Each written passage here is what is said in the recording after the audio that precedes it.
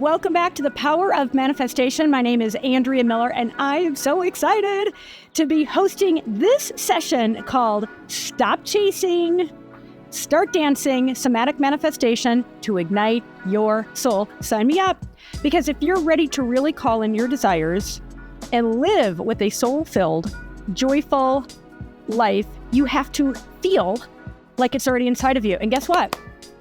It is.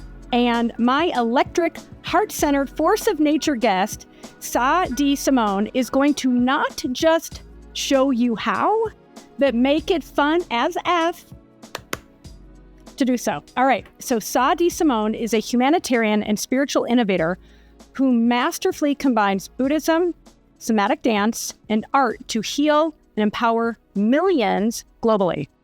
Renowned as a leader in his field, he has collaborated with world-famous celebrities and hosted the groundbreaking British TV show, Big Celebrity Detox. Spoiler alert, we're going to get a little taste on today's episode. He has spoken at esteemed institutions such as Davos World Economic Forum, Columbia University, proud alum, and the United Nations. He received the City of Los Angeles CARE Award and won Best Experimental Film at the Cannes World Film Festival for his film, Touching the Ungrieved Grief. Honestly, I haven't watched it yet, but that title is next level, so that's going to be on my list of things to do tonight. As founder of the Somatic Dance Institute, Sah developed the Somatic Activated Healing, SAH method, uniting dance, social justice, and spirituality to train instructors worldwide. His best-selling books, highly rated podcast, extensive membership platform, and transformative training programs have earned international recognition, from the cover of Sweden's Human Shift magazine to features in British Vogue, The Guardian, and Forbes. And through efforts such as supporting orphans in Indonesia and educating recovering addicts in Nepal, Sah is forging a legacy of compassion, providing practical tools for personal and societal liberation. And honestly, guys, he makes it so much fun and so high vibe. So yeah, I'm a little bit of a fangirl, freaking out right now, but guess what? It is high vibe to be authentic. So this is authentic Andrea. Now, today, so I'm obviously so excited. Welcome. Thank you so much for being in our event. So we want to, actually, let me do this before we get into your questions. Just a quick reminder to our audience, if you haven't grabbed your Power of Manifestation handbook, please do so. If you don't have it, you can get it at powerofmanifestation.com. It is so chock full of rituals and great takeaways, and you're going to want to write down a lot from today's session. So whether you do it there or do it in your journal, just have something next to you that you can take notes. And with that, welcome, Sah. Thank you so much. And I didn't know the team was going to have you read my whole bio. Thank you so much. To be fair, oh my God, Lily is like laughing right now because they cut it down a little bit. I'm like, no, I think I want to read all of it. It's so good. Oh, it's so impressive. So much. Thank you. Yeah, it's quite a full last decade. Yeah, well, for sure. And honestly, when I think about my ambition and my team's ambition for this event, it's to make it fun and high vibe, ultimately to make a really positive, powerful impact and have this big ripple effect. And how each of us shows up, I always say, we all impact others way more than we even realize. And so by doing our work, doing it joyfully, and what you're training individuals to do, instructors and so forth, like it just beautifully aligned. So I really wanted everybody to get a sense of just all that you are bringing to our event. So thank you. My pleasure. Thank you so much. Yeah. Okay. So let's start setting the stage with our audience by defining what is somatic manifestation. What does it mean to you? So just let's start there. Okay. It's a term that I created for you for this. Okay. Cool. Yeah. It's something that I put together for you. In my world, I don't really work with the term manifestation per se, but I feel like when we clear the debris of the past from our nervous systems, from our bodies, and our minds are more relaxed in the present moment, we start to actually hear the whispers of what we need more so than what we want. I think there's a difference between wanting versus needing. And oftentimes when we haven't cleared the debris from our bodies, which is the emotional storage of the past, we are wanting things that are not necessarily of benefit to anybody else but ourselves. And that is where I sort of draw the line. I think all manifestation practices, within my view, in my practices and teachings and methodologies, very much rooted in a we mindset and something that can benefit all of us, not just me, mine, and I. Because in truth, when we go to the most subtle place within ourselves, we realize that the soul or our awareness is interconnected. It's interdependent. It doesn't exist independent of everyone else and everything else. So wanting something just for me, mine, and I eventually won't lead to happiness. It will always bring you back to a low grade suffering or misery, and to use sort of provocative big words like that. Yeah. Well, let me understand, just to clarify, so the wanting versus the needing. I think I know what you mean, but can you differentiate? And so you're saying, this is really rooted in what we need. Will you make that clarification, please? Sure. Yeah. Thank you for that question. So what we want is oftentimes to escape the present moment, right? So we want things that are going to bring us out of feeling, out of the body. We want a bigger car, a better car, a bigger house, a different body, a different face, a new handbag, a new car, a new something, anything to distract us from the present moment, right? Our culture today is very much rooted in distraction. And what we see as happiness today are people who have masterfully scheduled themselves as quickly as they can away from the present moment. That's like a harsh truth to understand, right? But so when we sit with that information, we're like, oh wow, maybe the things that I'm wanting are just a quick fix away from the present moment, away from my current reality. I'm not loving myself enough. I'm not accepting myself enough. I need to run away. So the wanting is often rooted in how can I run away from current reality? And there's something interesting there too, because in manifestation, we want something different to change, but there's a first step. Can I let go of the past? Can I accept what happened as it happened? Can I really let it go? Can I forgive? And then once we've cleared that debris of the past from our bodies, then we are opening ourselves up to what we actually need. And it's different from what we want, because what we need is bigger, wilder, bolder, more joyful, more blissful, way more profound than our little mind wanting to escape the present moment can ever conceptualize. Does that make sense? Preach, now? Brother. Yeah, no, totally. I'm like kind of jumping like out of my chair over here. Like that need is so foundational. And what it reminds me of as a recovering achievement junkie and workaholic, I am so happy to say these days, being present, being peaceful is so underrated, because I was one of those people chronically on my phone, chronically doing stuff, always felt like I needed to be productive. And that's not being present. It's like proving myself, like all that stuff that the healing journey that I've been undertaking has helped me get grounded in the present. And I absolutely needed that, right? That is foundational. So you are definitely preaching to the choir over here. So you're telling us to stop chasing and start dancing. So why is that? What does that shift unlock? Yeah, thank you for that too. So stop chasing and start dancing. It's essentially like stop conceptualizing the future, stop wanting, stop desiring, stop going about it, stop trying to like effort your way through life, stop trying to like add things together. 1+1=2. Yeah, it's true. But when you're working with the mind, body, spirit complex, you can tap into something that's way above and beyond that we can ever conceptualize. And that only happens when you're in the present moment. And the dancing part, it's not a dance to reach an ecstatic state. It's not a dance to reach a joyful state. It's not a dance to look a certain way. It's not a dance to perform the steps right. It's not a dance for applause or to reach a certain state. It's a dance to let go of the past. It's a dance. This is where the somatics comes in, right? Somatics is the language of the felt sense, bringing mind and body connection together. So when you bring attention and intention to your dance, this is when the dance becomes somatic.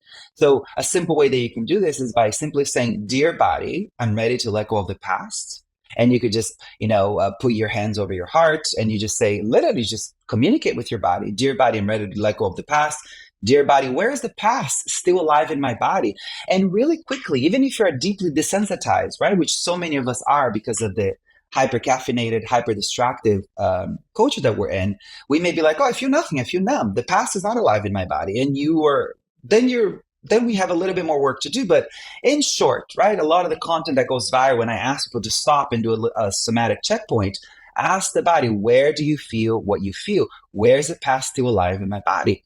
Okay, cool. Oh, it's here. It's in my chest, in my belly. Oh my God, it's in my throat. It's alive in me. Whoa. Okay, cool. And then really quickly, Andrea, what will happen, and everyone listening, a story is going to populate the mind of what that feeling means. Oh, this feeling means that I'm bad. This feeling means that I'm depressed, or that I should unalive myself, or that this thing's going to happen, or that thing's going to happen. It's a plug-in neurotic thinking that is catastrophic in texture. What we need to do is drop story, be with the feeling. This is the key for the dance to be somatic. Drop the stories, be with the feeling. Stop giving extra meaning to every single feeling. And once the feeling has made itself known to you in your body, then drop the stories and just allow the feeling to move you. Say, dear feeling, move me. Dear past, move yourself through me and out of me. And give yourself the opportunity to keep tracing your mind back to the present moment over and over again. Because when you start to move with the feeling, what you're doing is you're completing the emotional cycle that a traumatic event stopped, right? The reason why we have emotional storage in our bodies, and we have the stuck energy in us, is because when a traumatic event happens, we don't have the tools, the community, the support to allow ourselves to complete the cycle of the energy, of the emotion. It comes up and it gets shot and stuck in our bodies, and then we kind of carry on, right? We start talking about it, or we pretend to be okay, and we smile, right? Or Look reject it, judge it, shame everything it. But feel. Everything but feel. Well, you've got a great clip, a TikTok clip that I want to pull up, but I just wanted to respond to that. And they're like, oh my God, big, like, aha here for me, because I'm somebody who will use a little similar technique, say from internal family systems, like, I'm feeling upset, and I'll say, okay, where do I feel that? But you take it to the next level by actually using your body, because before, where I would stop it, I would feel hurt. Like the little girl in me would feel that feeling of rejection. So I'm feeling hurt, and I'm kind of thinking about feeling hurt, and I'm making, hey, Andrea, it's okay. What do you have to say? Moving my body is next level. Sure. Like I haven't done that, and I love that. That's powerful. Because look, and I am not in internal family systems and all of that body of work. It's so transformative. Like we have a lot of teachers who train in our method who also work with that system as well. However, in this methodology, we are not even asking, why do I feel the way I feel? There's no reasoning why, because through the Buddhist lens, which is the faith tradition that we hold ourselves, that students are asked to understand. It's an esoteric view that also ties to an empirical view as well, because we know that we show up Earthside with a backlog. I think we're all realizing that no one arrives Earthside without a backlog of information that is really wired into their chemistry and DNA imprinting and mind stream and whatever. So you can look from the esoteric view or the empirical view. They both show you that you show up to Earth with a lot. So oftentimes asking, why do I feel the way I feel, would only lead you to an analysis paralysis. And we like to open up the view to say, oftentimes, if the feeling's really big, it's historical, right? The AA mantra, Alcoholics Anonymous, famous mantra. If it's hysterical, it's historical. It's very rooted in our work too. So the hysteria, the big feeling in the present moment is pointing to something historical. Oftentimes what's historical doesn't even belong to you as Andrea or as Sah. It belongs to mommy and daddy or grandpa or a previous life of yours, if you want to hold this more esoteric, mystical view as well. So we bring it to the dance floor, we let it move through us, and it is profound what happens. Once we allow the past to make itself known to us and we allow it to dance us, key word here for all of us who are playing the good girl, playing the good one, playing the happy, playing the perfectionist, and the everything's okay, I'm good, everything's okay, the doer. This is going to be a little bit of a trigger, right? You have to allow yourself to let the dance be ugly. Because a lot of those emotions were ugly. A lot of those experiences you felt were challenging, were unpleasant. So allow the dance to be strange. I had a Vogue, British Vogue, quote me in an article saying the teacher wanted us to to make ourselves ugly to each other, and it was unbearable. I'm paraphrasing what the writer, what the reporter said, but essentially it's that we have such a hard time letting ourselves be ugly because we see ugly as being bad. But if we can do it in a safe way, right? People who are watching this amazing summit, amazing experience here, do it with a friend so you guys can hold safe space for each other. Let yourselves be ugly. Let the claws come out. Let the face, let it all come out. And in 3 to 5 minutes, you're going to notice something massive that maybe you've been retelling in therapy for a long time has left your body. I have students who come to 1 hour event, and they say this was 10 years of therapy in 1 hour because of this, because you can release. And then from this place, then you can say, okay, show me what I need to know. Show me what I need to do. I'm ready to receive. Because now you have more clarity. Now you're the empty vessel, right? You're the beginner's mind. Exactly. Yes. Oh my God, exactly. I love it. Well, there are two clips that I want to show, but I just want to respond to that whole business of like not wanting to be ugly and pathologizing these emotions, meaning, we judge them. It's so important, guys. I mean, everybody watching, Sah, Andrea, all of us, this idea of just making peace with those ugly parts of ourselves. Until we do, they are going to remain unprocessed and wreak havoc, right? And so I love it that you actually have that embodiment, making the weird faces. And we are going to show a really good video, and I'm going to get up and do it with you. I'm like ready to like show my weirdness. Like I just need the smallest invitation. But it really is. I mean, this to me is so important to highlight, because that is the mask that we wear, the mask that we keep on for ourselves. We don't want to be seen, those ugly, scary parts of us that we judge. And in the meantime, what's magnetic? Being authentic. How are you going to manifest the most? Being your authentic self. Having that clarity. Like there's no faking it, guys. There's no faking it. Mm-hmm. Yeah. Because oftentimes, if you're not clearing the past out of your body, you're not manifesting what you need. You're manifesting somebody else's dreams. You're looking on social media, you're copy and pasting somebody else's dream as your own. We have so many copy and paste. We have so many carbon copies today. Everybody looks the same. Everybody dressed the same. Everybody is just like, what is going on? I feel suffocated. I feel deeply suffocated. But then I go to a place of pity, being like, oh my God. And then I go to a place of compassion. Wow, this is the past, so deeply stuck in someone's body. If more people could allow themselves to be ugly in a safe environment, then more people would have original ideas, original thoughts, original manifestation. And then guess what? Everybody would fit the puzzle, the insane riddle of being human. We will all have more answers and more clarity, more peace, because we all have a unique puzzle piece to bring the world into complete harmony and peace. That is what manifestation is all about. It's bringing your unique piece of the puzzle to the world, and you can't do it until the past has not been cleared. To me, it really means having the integrity to do so, right? Because it takes integrity. It takes guts to say, this is what I want. And I'm going to quit looking at somebody else's answers and thinking, oh crap, I got the wrong answer. No, you didn't. Play your game, right? But that takes guts. And I always say to myself, Andrea, it takes be true to yourself.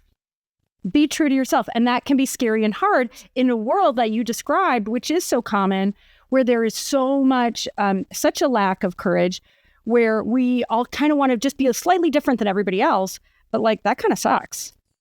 Mm-hmm. Thank you for naming that, love, too. Yeah, but thank you for naming that. You are such an influential figure in the space. It's so beautiful to hear you say it takes integrity, because that is a term that is so overlooked. So thank you for naming that. True to yourself. I really appreciate. Yeah, it's true to yourself, and when you get that, it is next level, because then you're free, right? But you got to do the work. So you got to go through those emotions, make your ugly faces, do all the cool stuff, forgiveness. I mean, there's so much we're going to work through here. Stop giving meaning to every single feeling. Stop giving meaning to every single feeling. Stop giving meaning to every single feeling. Stop giving meaning to every single feeling. For real. Allow feelings to be what they are. A passive sensation in the body, honey. Okay? Stop attaching an entire narrative to the sensation that you're having in your body. Oh my God, this is just what I'm having in my body. It means that I'm anxious. It means that my life's falling apart. It means that I'm depressed. It means that I have to stop it. Okay? Be with the feeling, drop the story. Be with the feeling, drop the story. Be with the feeling, drop the story. Do you understand? Not every feeling requires an entire narrative. The more you give your feelings a narrative, the more they stay, the more they make a home in your body, honey. Okay? Oh my God, I love it so much. And so the alternative, what you're calling for, is naming it, feel, and then letting it move through you, not pathologizing it, not like, hey, this is bad.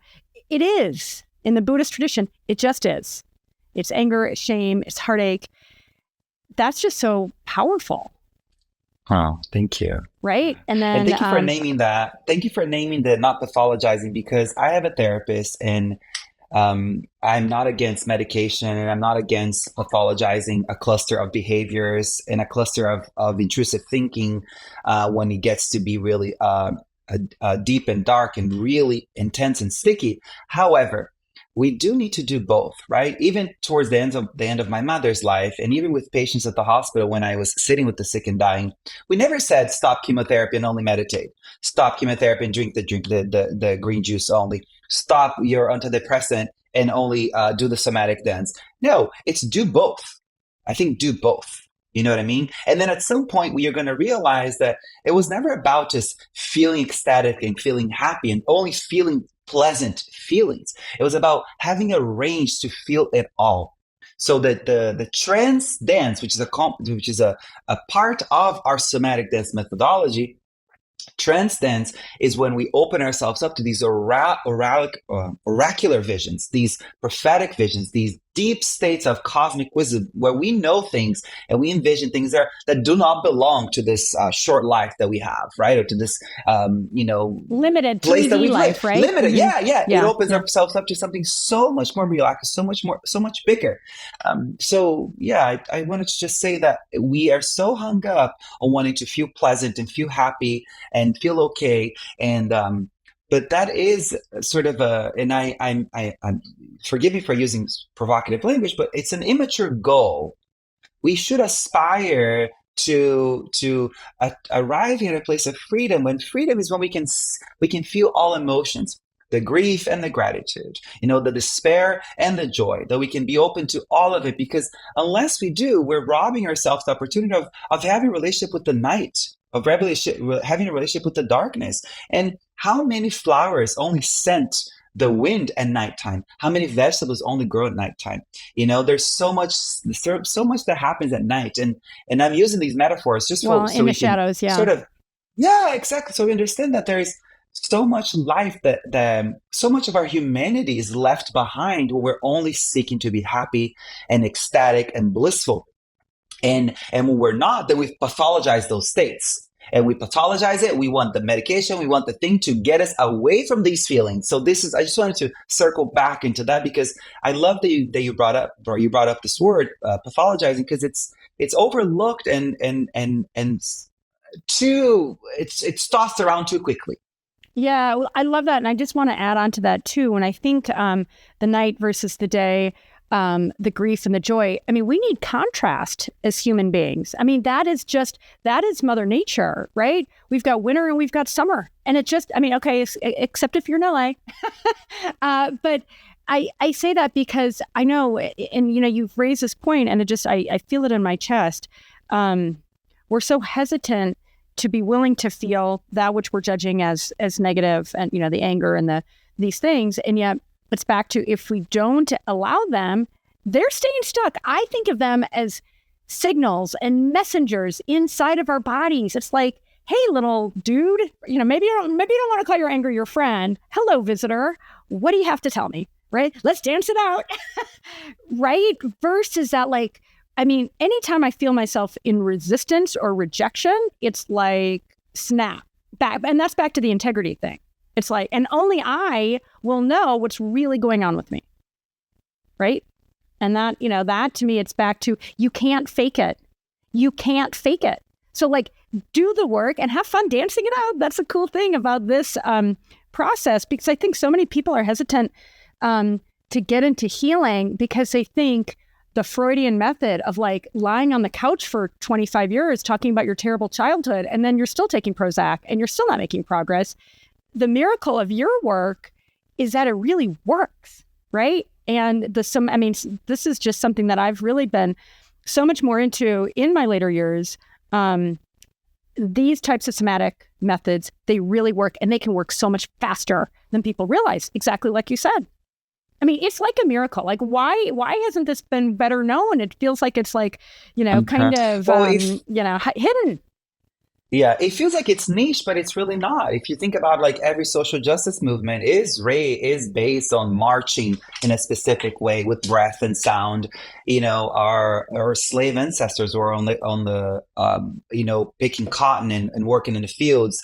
They were in their bodies. Somatics is older. It's the oldest language of healing. It's the talking about our feelings is the new thing. It only feels new because we have, and I don't want to derive the conversation to this way, but so much of puritanical culture through a theology that isn't celebrating of the body, shaming of the body, says, don't love your body. The body is disgusting or not pure, or whatever it may be. Plug in your theology. We all know which one I'm speaking to without having to name it. But, all of that has led us to have a completely distorted view of our bodies, and plug in the hyper-capitalistic culture of like, sleep when you're dead, have another cup of coffee, override your body constantly. We are in this override, overconsume, quickly distract ourselves from our bodies. And what happens when someone asks us to feel? We're like, feel what? I just need another cup of coffee, darling. Let me just have a cigarette and a cup of wine and I'm fine. Let's go. And then it works for a couple decades or multiple decades if you're lucky, but most people will enter into a chronically inflamed state and then plug in the statistics of like, in your 50s, you have all the hard illnesses and then a short life, So we don't need to have that. And most importantly, I don't think it's about the longevity of the life, such an emphasis in the wellness space. But I think it's about the quality. It's about the present moment. Are you loving your family well? Are you forgiving your life well? Are you present to your kids and to your life? I think a lot of people really, when I was sitting with the sick and dying at the hospital in LA as part of my medical chaplaincy training, it was very sad to see how many people in their later years, without any time left, terminal, would have the same sort of regrets. Oh, and it sounds like a cliche, but we're so overlooking the fact that we're all going to die, and our mortality should be the driving force for us to stop. Put the phone away, put the things away, just like connect, melt, be bored together.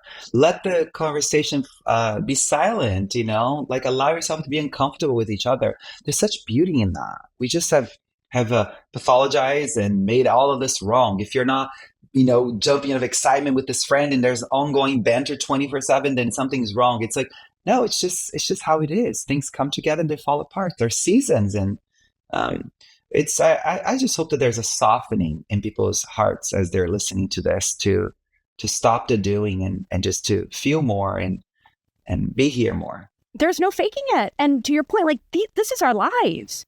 And I'm so enthusiastic about it. Having come from a lot of chaos and dysfunction and having crossed the Rubicon, it just keeps getting better. It just keeps getting better.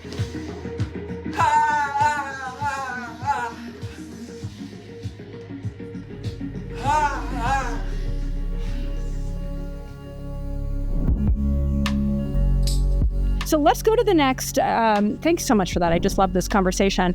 So we're going to clarify the heart's desire beyond ego wants. So what would it feel like in my body if this was already here? That's sort of our leading question. So how can I understand the difference between the difference better between our soul's desires and what the ego wants. And I feel like you were touching on that maybe a little toward the beginning, the want versus need, but I'd love to go into that a little bit more. And then what does that truth feel like in the body? Mm-hmm. Thank you for bringing this up. Yeah. So it's once you've done that clearing of the past, right? And it's not a one time and done, right? It's a multiple times. It's an ongoing process. And at some point, the emotional baggage is clear and you are clearing as it arises. I think that's the goal, that we arrive at a place that we can feel what we feel when we feel. We're not waiting for at the end of the day. We're not waiting. I'll do it when I go to the retreat in India or when I go to Colorado or whatever. We're not plugging in when the conditions are right, I will feel. So let's just emphasize that point. So once you've let that go, then you have a little bit more clarity. Then you are like more yourself. And then you can start to dream up. You're like, oh, what do I really need in my life right now? And then call up that vision, right? And when the vision arises in your mind's eye, the body will respond, and once the body responds, you may notice, oh, it feels like contraction, like my breath is shallow, my chest is tight, or my stomach is buzzing. Feel what that is. Or you may actually have the opposite experience. You might actually feel the breath deepens, the chest rises up, and even your heartbeat may slow down. You can kind of see, and I'm just feeling into this now. You can kind of see if like this vision is something that is actually like propagating more safety and peace and relaxation in your life, or something that's genuinely just going to cause you stress. See how the body responds. When the mind calls forth that big vision, does the body respond with relaxation and ease? That may be a good sign. And I want to throw in a paradoxical thing in there too. If it isn't, but you truly feel like that vision is what you actually need, then meet those feelings in the body. Like, be with that contraction in your chest, be with that shallow breath, and just say, hello, old friend, thank you for visiting me. Hello, old friend, thank you for visiting me. Hello, old friend, thank you for visiting. And when you bring awareness to tension, right, because our awareness has an inherent quality of warmth. And if you put warmth towards anything, imagine a pile of compost. When you lock it up and you've peed enough times on it, you've done all the things, to create compost. With warmth, what happens? It becomes this great fertilizer, right? So it's the same quality that our awareness has, the quality of warmth. It's inherent to our awareness. So when you bring the warmth of your awareness to the tension in the body, it will soften. And the more the tension in the body softens, the more the vision will become more expensive, bigger, bolder, and you're going to have a deeper relationship with that vision. And then more and more, the natural next steps will make themselves known. Really important point to note, though. You can have a big vision about what you need, not what you want, but what you need. And if you haven't let go of the past, if you haven't unburdened and unhooked your body from the emotional baggage of the past, you won't be able to see life communicating back to you. This is super important. You're not going to see the signs. Two people could be driving down the same street, and the person who's cleared the emotional baggage versus the one who hasn't is going to see, oh, wow, they're hiring right here. Oh my goodness. Or they're going to see that person that's like, whatever. There's just, life is constantly communicating back to us. And we don't have synchronicity, or we are stuck in emotional baggage as much. We don't have life communicating back to us about like, oh, talk to this person. Have you thought about this? Or you see that car, or you see this thing. There's like or hummingbird that means something to you, whatever it may be. Symbolism has actual meaning in your life when you've cleared the emotional baggage from your body, because the mind is open, expansive, relaxed, So I feel like it's important for us to know that, like, have I cleared enough emotional baggage? Okay, cool. Now it means that when I have that big vision, I will be able to see the natural next steps, because life is going to show me how to create that. Does that make sense? Yeah, no, it makes perfect sense. And even in my own experience, the more that I open my heart and mind and do this clearing, the synchronicities, man, they are rolling in. They are rolling in. And then I can trust it now, right? Because not only am I seeing it, I'm trusting it. And when it's like, oh yeah, nah, that's not for me. I own my yeses and I own my nos more than ever. And one of the things that I tell myself, don't overthink it, right? Because when you're not in trust, you can overthink and second guess. I'm like, I don't overthink and I don't second guess. Like, and that has been a way for me to hone that intuition and trust it. And by the way, every now and then I get it wrong and I'll say, ooh, great, I got it wrong. I learned something from getting it wrong rather than, God darn it, now I don't trust myself again. It's like, no, I'm going to give myself some grace and learn from when, and then it's like, oh, maybe I didn't even get it wrong, right? I mean, then you can go down that path and go, no, you actually got it right because there was this other whole set of consequences that were supposed to happen, right? I mean, it's pretty meta.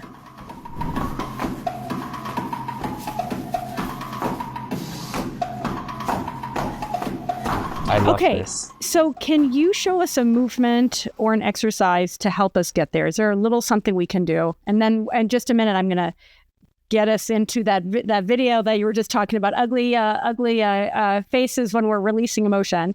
But is there a little something we can do? There's a move in our movement language for shame. For shadow pride, which is the opposite of enlightened pride or sacred pride, right? Which we do need to develop. And shadow pride, the way it looks like you bring both fists into both hands into fists, and you're going to inhale on the right and and then inhale on the left. So you've got 2 breaths in, right? So then hold it here, feel the 2 breaths in. And then exhale across the central channels. Oh, exactly. Like that. Yeah. Okay. Yeah. And then begin again. So let's go. Inhale right, inhale left, and then exhale. Yeah. Exactly. Okay. Let's do it again. Let's do it a couple more times. Okay. Yeah. Let's find a little flow. Okay. One other piece of information here.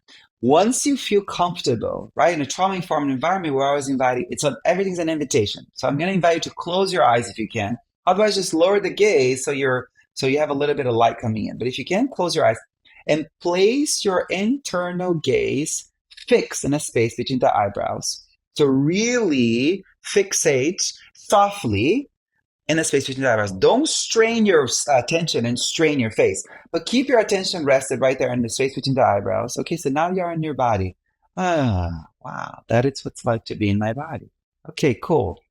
All right, then punch the right, inhale. Punch the left, inhale. And then exhale. And then it's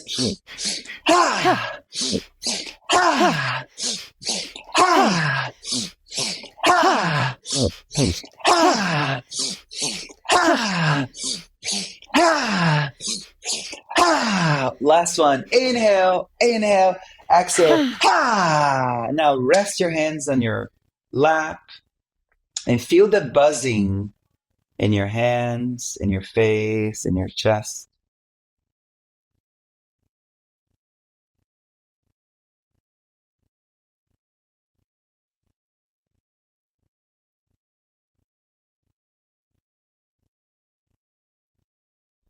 And from this place is when we would ask ourselves, where's the past alive in me? How could I release this shadow pride that's holding me back from having humility and asking? The shadow pride, did you say? Shadow pride, yeah. This move is for shadow pride, which is like holding us back from actually softening and having humility to say, oh, wow, or having integrity, Oh, okay. So shadow pride, I got it. Yeah. So we practice this. Ideally, we practice until we enter a state of trance, right? Where we can like really disconnect from the outer world and really connect deeply to our inner experience of breath and movement, breath and movement, breath and movement, breath and movement. And then once you arrive at that end point, you can ask, wow, where is the past still alive in me? And then you may notice that a big feeling is going to come up and make itself known to you. And that is when you do the next stage of like, hello, old friend. Thank you for visiting me. I allow you to pass through me and out of me. Or you, instead of just being with it hands-on, because it may be really intense, you can say, okay, dance through me. And then that's when the dance may get really strained and really ugly, or may get really soft and gentle, But these are the steps that we do in our somatic dance methodology. We have a series of body keys, and these body keys are these breath to movement, like this one that I showed you, shadow pride.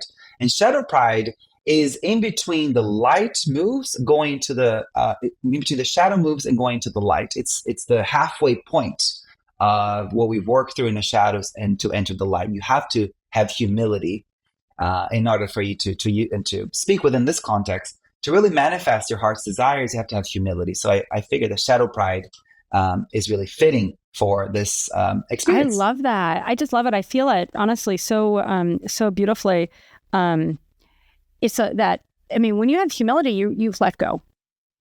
And that is somatic, right? And it's so freaking easy to not want to let go, even when it's bad for us, right? Because it can feel scary. And so I love that, the warmth. I mean, that is just such a beautiful hack. Like, bringing that warmth there. So how many times, and if I was feeling, stressed or something was coming up, how many times would you recommend? I think we did it maybe 8 times, or does it matter? Yeah. Does it, or do you just feel it? Feel your way through it? Yeah. I mean, feel your way through it. I think a lot of people are so stuck in not feeling that if they were to feel, it would be like, okay, I did 5. That's enough. Well, exactly. So I don't want to be too prescriptive.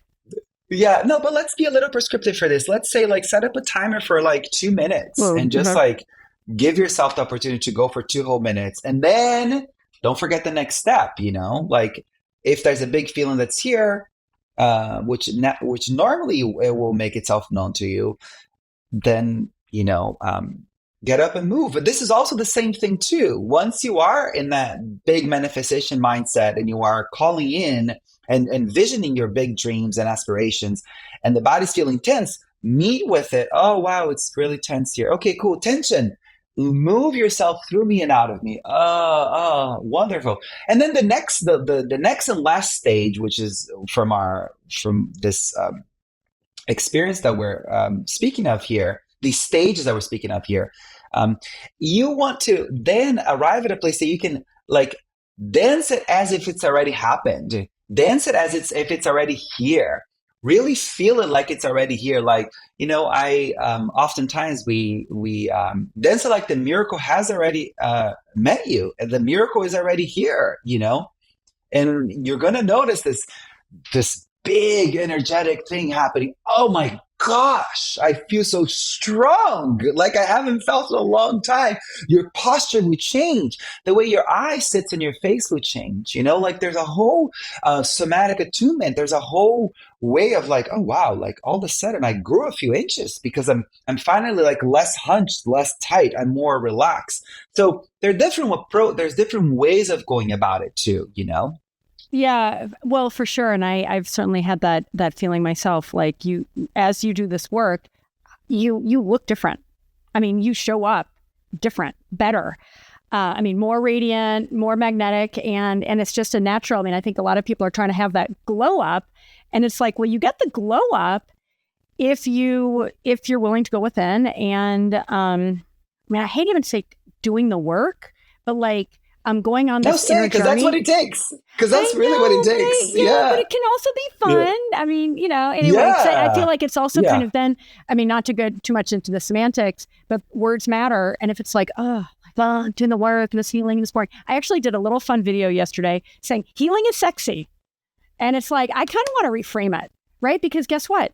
When you are feeling peaceful, joyful, blissful, that's the person you want to date. That's the person you want to show up with versus, and again, not to pathologize when you're angry and down and depressed and so forth. They have their place, but it feels like, healing is really sexy. And the outcome speaks for itself, right? How our lived experience changes, right? Okay, I feel like I just took us off on a tangent. Let's come back. So I want to share this clip. You were teaching on Channel 4's The Big Celebrity Detox. It's so fun. What if healing and transformation and a sense of freedom was really just about being a body and be able to laugh more? Look at the ordinary with a view that it's extraordinary.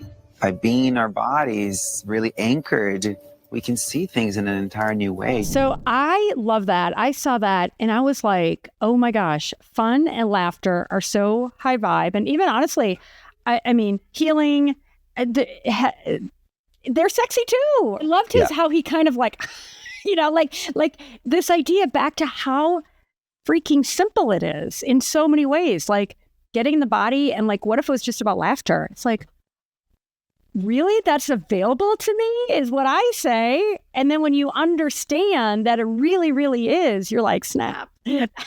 Someone's been pulling a fast one on me for a long time.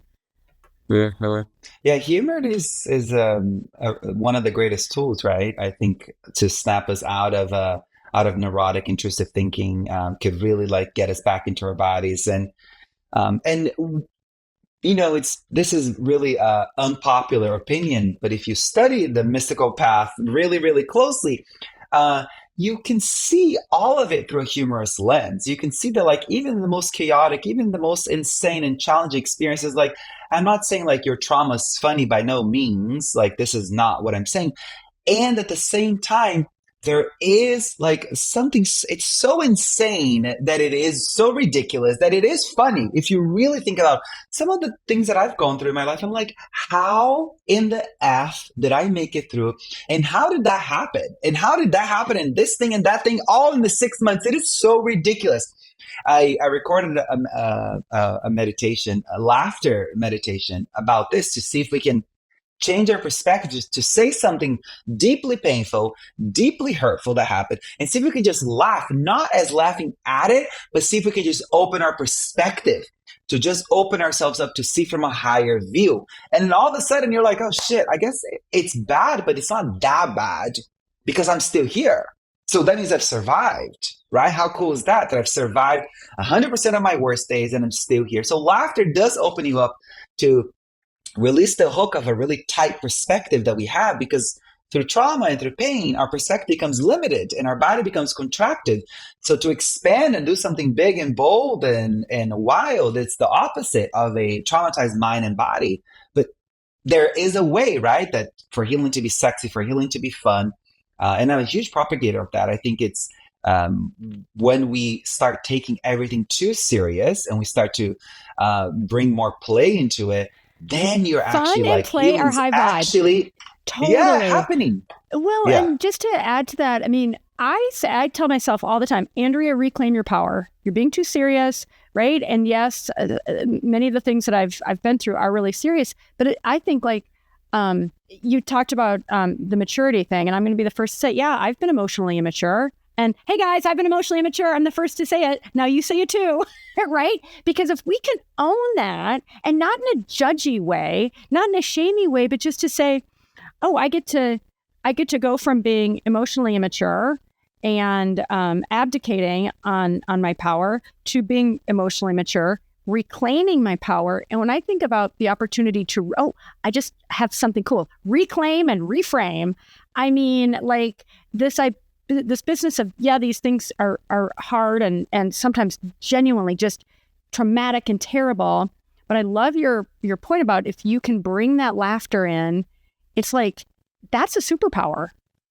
I mean, that's a superpower. It really is. I was actually at a Joe Dispenza event last summer, and somehow somebody started laughing, and we were like in a really serious meditation. I mean, there were probably 1,000 of us in this big ballroom for 20 minutes. We were all just laughing. I mean, it was infectious.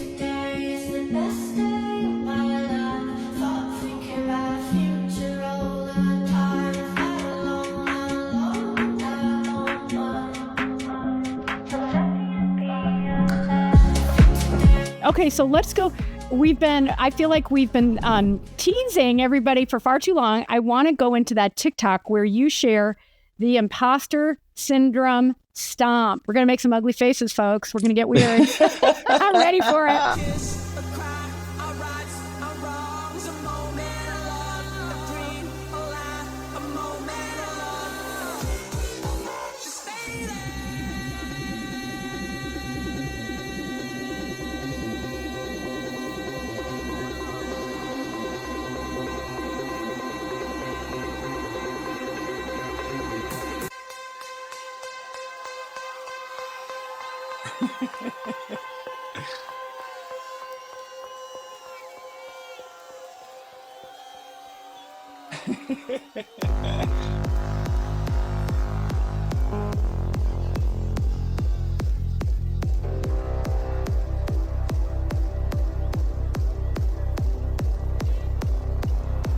Oh my God. I am going to keep that bookmarked.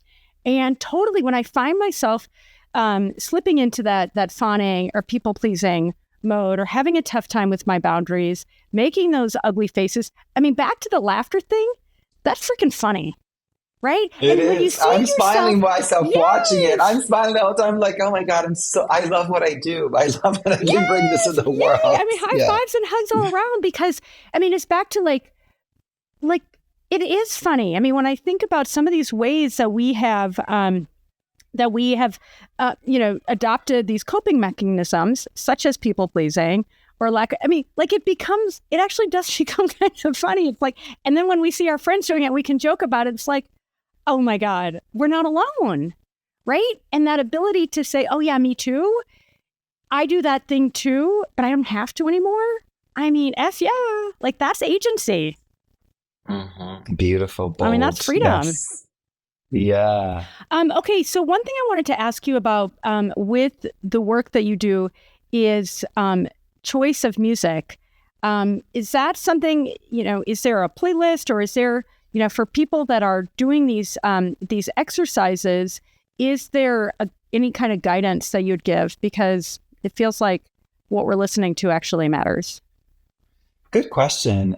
Yes, I'm very particular about music choice and the how fast the beats per minute are, because that is, someone who's been sober for 8.5 years. Yeah, and like the intensity is part of my vernacular. So having music that's really intense and powerful and bold really gets me back in my body, and then I can really let go of being somebody, and I can really like go inside and be all of life and have access to everything all at once through the trance dance. I have a playlist on Spotify called Life is Crazy, Then We Die, So Dance. So look it up. Yeah.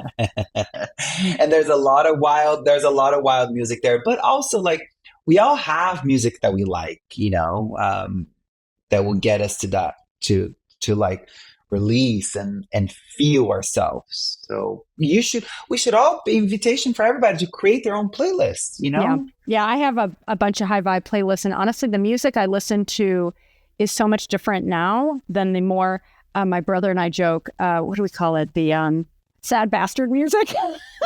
No more sad bastard music, people. In fact, just before you and I spoke, when I was getting ready, it was oh my God, how can I forget? Prince, Let's Go Crazy. Right? I mean, I've got Casey and the Sunshine Band, I mean, just, it's like there's so much good music from, going back decades to newer music that, and honestly, part of my daily practice, every single morning I get up, I put my boogie on every day. And then sometimes throughout the day. And sometimes I'm like, shit, I'm late to a meeting because I get lost in it. Hey, I feel you, honey. And please, more of that. Music is such good medicine for us. Well, Wow. and I guess, yeah, my point in even talking about this, because it's only relatively recently that just this idea of like, I wake up, I have my cup of tea and I'm doing these things, but it's like, all right, I'm getting ready to brush my teeth and going from thing to thing. Honestly, and especially given the political, not going down that path, I used to always listen to NPR or a lot more news. And I'm like, ooh, I get to replace that with Casey and the Sunshine Band. That's the way I like it. I'm like, oh my God, I start my days so high vibe, like just joyful.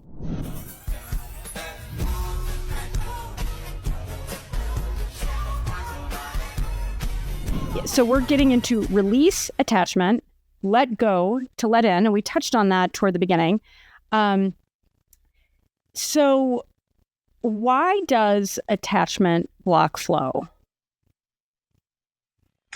In this last stage, the surrender piece is the one that we actually get to witness the miracles of life talking back to us. Because if you're hung up on things happening in a specific time frame, it's the opposite of surrender. It's the opposite of letting life speak back to you. If you're rigid and tight and fixating, then you can't see the miracles. You can't see the hummingbird offering you a message. You can't see that person walking by you with that Chanel number 5 perfume that reminds you of that thing, and all of a sudden you're like, boom, and the riddle's solved, you know? So the releasing the attachment is so important. It's there's no way for it to for any of these rituals that we share today to come to fruition if we're not in surrender. You know, it's not passive by no means. It's active because you're alive in your body, you know, you're alive in connection with life. But yeah, it's the last step and the most important one, because that's when you actually get to see the communication happening, and the communication will happen in new ways, in ordinary ways. That clip from that TV show, that will, something so ordinary all of a sudden is extraordinary, because you're in your body, you're present, you're feeling your feelings, your feet are on the ground, you know where you are, you know who you are, you know, there's this like sensibility of like, oh, I'm here, and it's okay to be me. It's okay to be me, even though my mind may be compromised, even though my body may be compromised. It's okay. Like, it's okay. I think we have such a huge desperate desire to be something else, to feel something else, To have to more. Yeah, have something else. yeah, yeah. And you know, the more we can unburden ourselves from the past and not be so reactive in the present moment, the more what's really honestly for us will come for us. You know? Well, I just want to add on to that. The more I do my own work, and I've been fortunate in having had a lot of success. Again, you know, coming from a family with a lot of addiction and chaos and workaholism and so forth. You know, I've been grinding to get there, and a lot of great things. I mean, amazing friends, blah, blah, blah, amazing team, you know, a lot of great things. But I've gotten to this point where, and I have many more big ambitions left, but I say to myself, I have it all right now. I have gratitude. I have joy. Most of my days have at least a little bliss, sometimes a lot. And it's like, oh, that other thing that I want, the big, you know, next big thing. It's like, yeah, I do want it, but nah. I mean, that feels like a superpower. Oh, that's massive. Feeling enough in a culture that says you're not enough, that has like I got it. Like I've won the prize. I've got joy and gratitude, and I've got amazing family, amazing friends, and amazing team that I work with, and I get to talk to people like you. Oh, thank you, darling. There's a concept in Buddhism called basic goodness that I want to sort of wrap up there. And basic goodness is that we are already we are already good. We don't need to do any more. Produce anything else, look a certain way, do anything. We already have this inherent basic goodness. So many of us are trying to do things and relate to people and experiences so we can get a glimpse of that felt sense that's already inherent to us, that we don't have to create an experience to experience that. It's already there. If you could just like soften and really feel into the fact that you are already good, and that sense of goodness then leads to relaxes your whole thing, because you're like, oh my God, I'm already enough. I'm good. I'm enough. It's all good. Like, you know, it's just so profound. Okay. I am dying to show your spiritual training of Cardi B. Do you have like 5 more minutes for me? Yeah. Because this is so good. I know everyone's like, wait, what? We're getting to end with Cardi B being spiritually trained. Oh my God. I love this so much. Free as I can. I have a whole day planned for you, babe. I'm not ready. I don't like needles. Check it out. This is not as painful as it seems. I release the remorse on you whores. Whores. Peace fingers in the right hand. And we're going to close the right nostril. I'm going to breathe in and out of the left.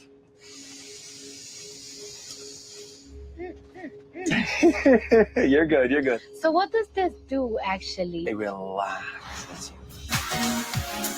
My name's Sah D'Simone. I'm a spiritual guide, meditation teacher, and author. My teaching has reached millions of people at this point, which is so incredible. My hope is for Cardi to tap into her spiritually sassy side and live a spiritually sassy life.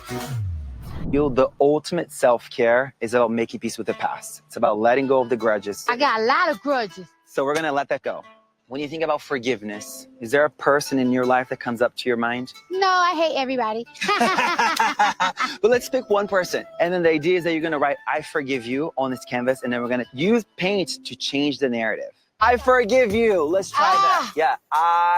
Forgiveness is releasing the desire to punish. Okay. Boo, I want them to be punished. Forgiveness is the work of the brave. Okay.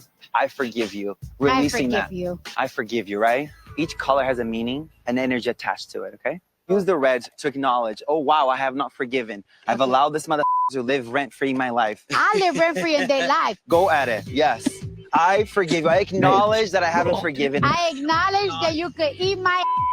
Ooh, this feels good. Yes. The meaning of this orange is feel what it's like to not forgive. Using the orange, we're feeling into it like. Let's move on. Remorse. Having remorse for us giving them any space. Let's go for that. Let's go. Big. Yeah. Yeah. I release the remorse. I release the remorse on you, horse. Horse, horse, horse. That's right.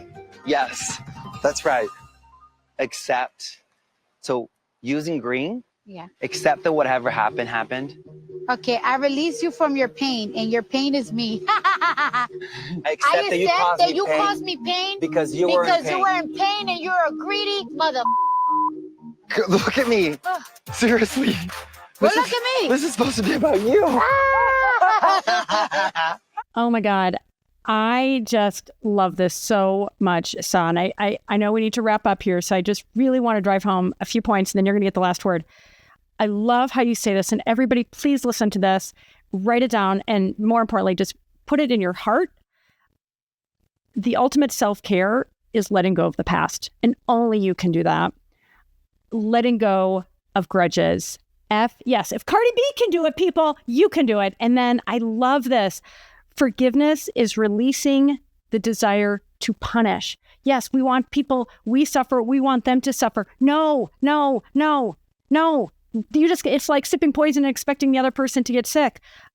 Wanting somebody else to feel the pain and be punished, you continue to be imprisoned. And then last one, forgiveness is the work of the brave. I want to say the work of the brave and the work of the integrous, right? Because you have integrity, because you're not in integrity if you want somebody else to suffer. And you're not in integrity if you just want to hold on to that hurt. Like, that's not serving your greater good. Yeah. You said it all. This is it. Thank you. Thank you for sharing all that. Well, you had all that source material and good juju. So go ahead. Yeah. No, this is it. Thank you so much. It's been such a joy to connect with you in this amazing community, and echoing everything that you shared. Forgiveness is really the ultimate nectar. I think it's a common denominator in every major world faith tradition. It's forgiveness and compassion go hand in hand. So I think forgiveness is a gateway to release the past so you can actually manifest big. Yeah, and it's what we give ourselves. We often think forgiveness is for the other person. It can be. It can be. It's for us. Mm-hmm. Yeah, and without that releasing, it's tough to, you got to make space. Beginner's mind, be an empty vessel. All right, Sah D'Simone, you are amazing. Thank you so much. I can't thank you enough. I've loved every second of our time together.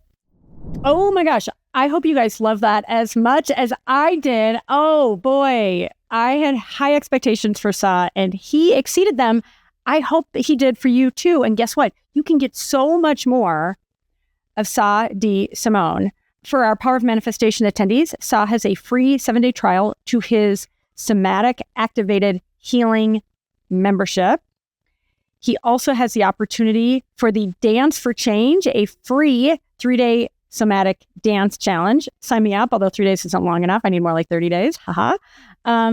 Or you can go for a private opportunity, a private mentorship, with Sah. If you want to learn more, you can find him at sahdsimone.com, which it should be on the screen. As well, you can find him on Instagram and TikTok. He has over 1 million followers at Sah D'Simone. And honestly, I just love having him in my feed every day. It just brings joy and wisdom and permission. And honestly, I hope that you guys have gotten this feeling that I have from today's episode, that it's just a joyful reminder that we don't need to chase our dreams. We can become them through presence, movement, and surrender, through dance and fun and laughter. And yes, sometimes it can be a little painful to be doing this healing work, but it can also be so joyful. And that's what I love about Sah, is what a wonderful, wonderful thought leader he is in making this more fun, more embodied, and ultimately effective. Okay, that's what I've got for this session. And again, I hope you loved it. And I look forward to seeing you in the next session of the Power of Manifestation. Thanks so much for tuning in.